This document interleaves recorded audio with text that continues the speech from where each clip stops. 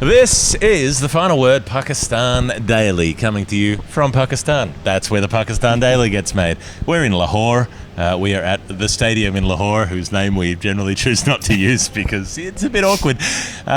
Day 2 of the third test match, and I'm Geoff Lemon, and that's Adam Collins. Hello. And he has to tell you all about what happened today, the full day of test cricket in the space of 30 seconds or less. I'll try. 5 for 232, Australia resumed. At lunch, they'd added 88 without losing a further wicket. Carey and Green both beyond 50, but neither converted that to their first centuries at test level. Carey out leg before wicket for 67, Green shortly thereafter for 79. That was the start of the reverse swing for Naseem Shah and Shaheen Shah Afridi. They took 5 for 50 between them, the Pakistani bowlers, to finish off Australia for 391 late in the second session. They lost an early wicket in reply, that of Imam Al-Haq, leg before wicket for 11. They close at 1 for 90. Their 301 runs in arrears with Shafiq and Azhar Ali batting beautifully.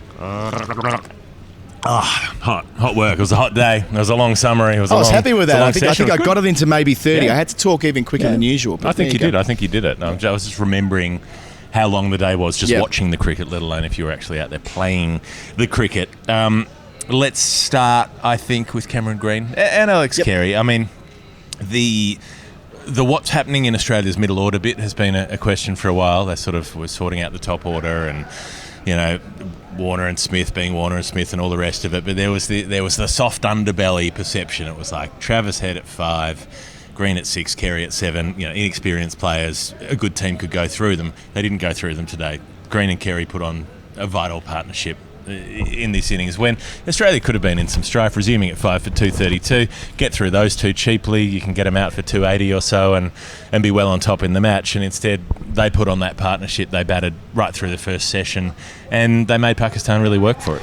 Yeah, they added 135 for the 6th wicket. Remembering when they came in, it was on the back of 3 relatively quick wickets in the final session.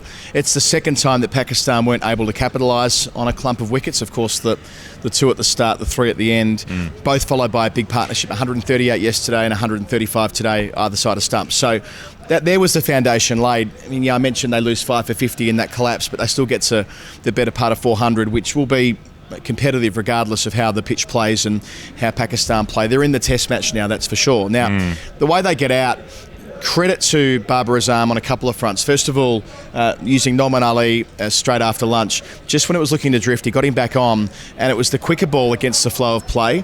I think that's the experience of Noman Ali on display there, where he knew that I think they added 16 runs in about 12 minutes after lunch, and he just does something different. He bowled a delivery at 95 kilometres an hour, shot it through, caught Carey unawares, trapped leg before. No point reviewing that one, although I think he did review it. But anyway. He did one of those. He started to walk off, and then Green was like, we have several reviews left. So Carey does the review and then walks to the boundary line, one of those ones, which I hate. I mean, that is the absolute antithesis of what DRS is supposed to be for. That's complete waste of time, and there has to be a way to stop that sort of thing happening. Anti-Hall of Fame, I can see it already. But yeah, so when he was off, then Carey didn't sort of expose the lower middle order. It's just the fact that at the same time down the other end, Naseem Shah was brought back when the ball was just at the right age to start reversing, and reverse it did.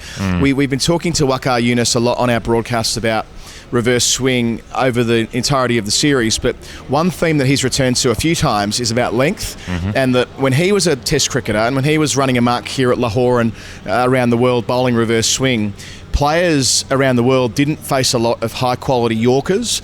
Now, because of the proliferation of T20 cricket, where Yorkers are being bowled at high levels from skillful operators week in, week out, they actually aren't half bad at playing them. So reverse swings at its most effective, not at Yorker length, but just back of a length, hitting the top of off stump, or at a good length, you might say. And that's where he knocks over Green with a beauty. Not a lot of footwork, but the movement was prodigious, like it was for Smith yesterday, and as it was later for Nathan Lyon. Naseem finishes with 4 for 58 from 31 overs with 13 maidens. He was frugal, he was effective, he moved the ball, he's so exciting. What a great selection. He made the key interventions, and I think that's the big part of it. So Shaheen Afridi ends up with 4 as well, cleaned up a couple late. But Naseem was the one who got rid of Steve Smith when he was well set on 59.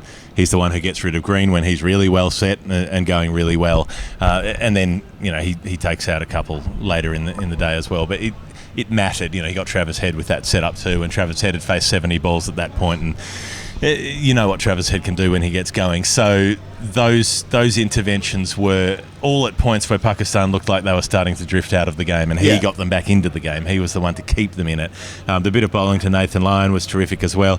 Hit him on the pad, would have missed leg stump by a long way, but because Lyon's setting up outside leg stump, it means that it cannons back onto the stumps, and that's not a fluky dismissal, that's quite a likely dismissal to a player setting up that way. So it can sort of roll off the face of the pad, as it were, and go back onto the timber, which it did. So just so impressed with Naseem Shah, the way he bowled, the amount of work, the endurance that he put in, and the way he backed up after having to toil a lot in the first test. Yeah, sort of backing over a point that we made last night, but days like yesterday and today, you are reminded that these two guys, Shaheen and Naseem, are going to be new ball bowlers together, hopefully for like an entire generation for Pakistan. They're 21 and 19 years of age respectively, provided their bodies stay right, and that's no sure thing at this age. We know that. We know it takes till about 24 or 25 to be truly durable. Ask Pat Cummins about that. But provided they can manage them carefully enough that they can get through series after series, it could well be that we're seeing the start of something special. And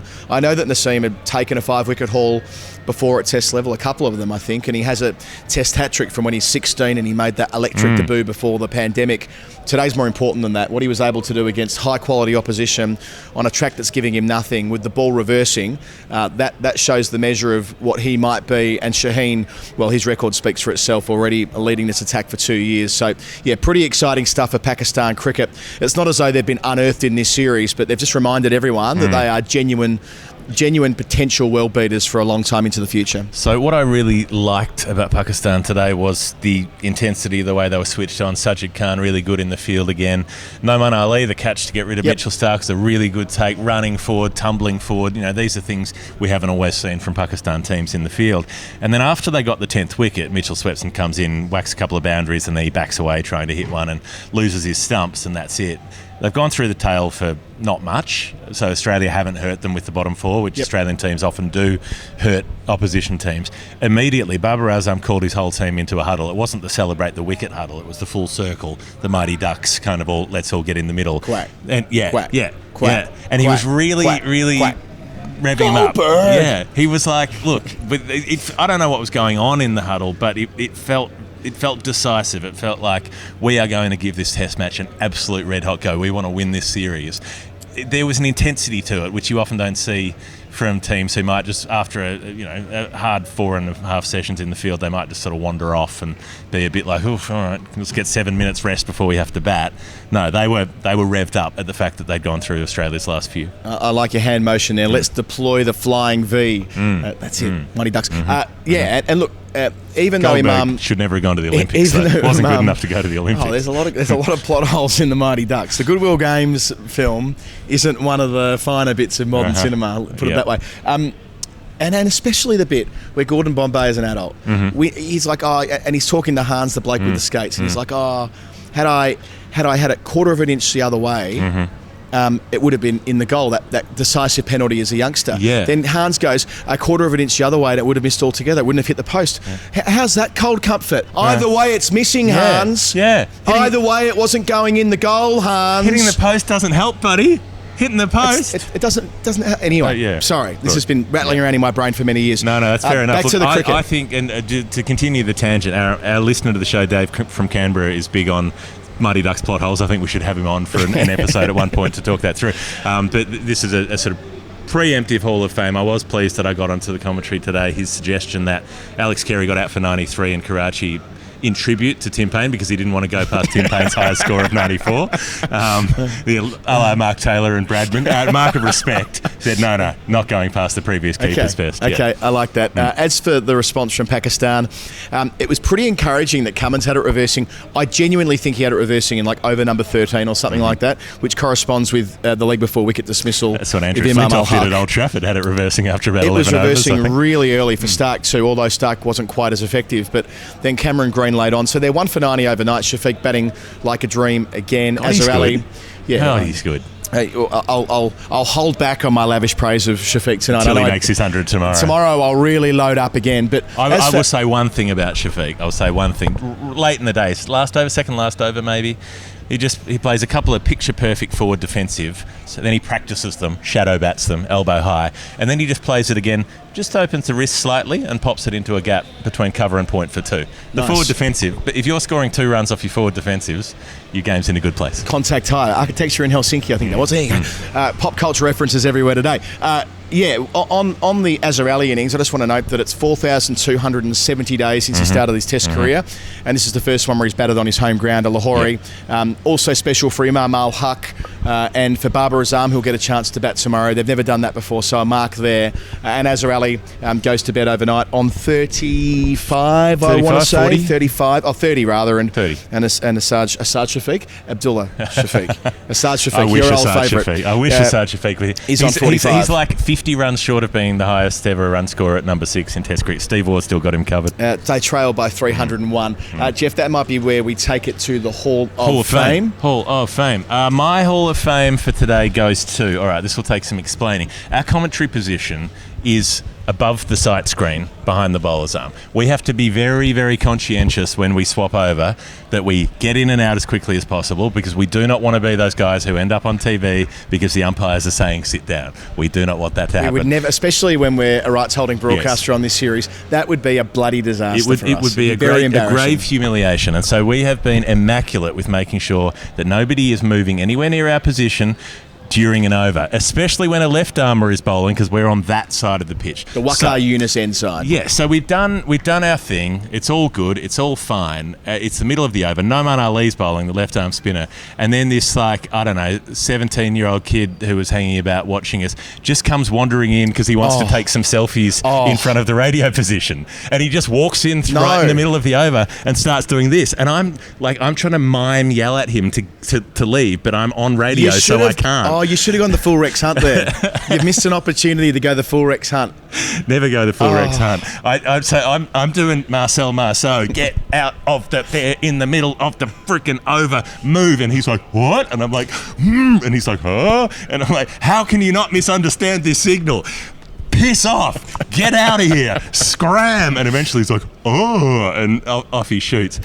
Bless Lucky you. I didn't see it. I would have tackled him over the balcony. Yeah, you would have pulled out some Bharat Sundaresan wrestling moves or something, off the railing, off the top rope. Fucking body slammed him. He wouldn't have survived more than a couple of seconds had I been here. I would have been out of the chair. I would have said, excuse me, a couple of words from Pete Lawler. I've got someone to throw over the balcony. I've got to go over the desk, hands first. That was a moment which was, okay.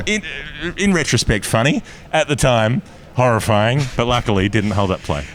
That is a relief for me as well. I didn't know about that. My one is less eventful, only that I wanted to apologise to our Muslim listeners and watchers. I did put a tweet up earlier saying that, gee, the guys look knackered at the drinks break because they're kneeling down taking their drinks. I didn't realise that's what you do in the Muslim faith. To take water, you take a knee as umpire Alim Dar was with the 2 batsmen. So to all those who pulled me up on that, fair play to all of you. I should have known that. Now I do. I won't make that mistake again. Yeah, it is something you see with the players as well in the circles and so on. A lot of them will. I just thought we'll go down one day. I just genuinely thought that the Pakistani side during the drinks break like to sit down. They just as love a matter to of course, sit down. I just thought even if it's in England and it's 14 degrees, they like to pull up a pew and good luck to them. They love a sit. It's like they're like college NFL footballers. They take a knee. All right, coach, everybody in and take a knee. Quack, quack, quack. Or it's like Meg Lanning in the World Cup. Did you see that one where she took the catch and then just had a little lie down afterwards? Oh, she just took a catch of cover and then just sort of had a nap for 5 seconds and then got up and celebrated. It's hard work captaining. Sometimes you just want to take a sit. So no, that's not why. But maybe they get the rest as well. Okay, I want to take a sit down as well. So I'm going to wrap up this podcast. It's been the Final Word Daily, Pakistan Daily. Adam Collins, Geoff Lemon. Thanks to everybody who subscribes on Patreon, patreon.com/the Final Word if you like what we do. If you like watching us with these beautiful backdrops, we've got one here. There's a phalanx of floodlights behind me here today. There are floodlights from the hockey stadium, the Olympic stadium, the soccer stadium and the cricket ground. You can watch us on YouTube and subscribe in the usual place there. And that'll do us. Thank you for listening. Thank you for watching. Goodbye, farewell, amen. See you tomorrow. Day 3. See you then.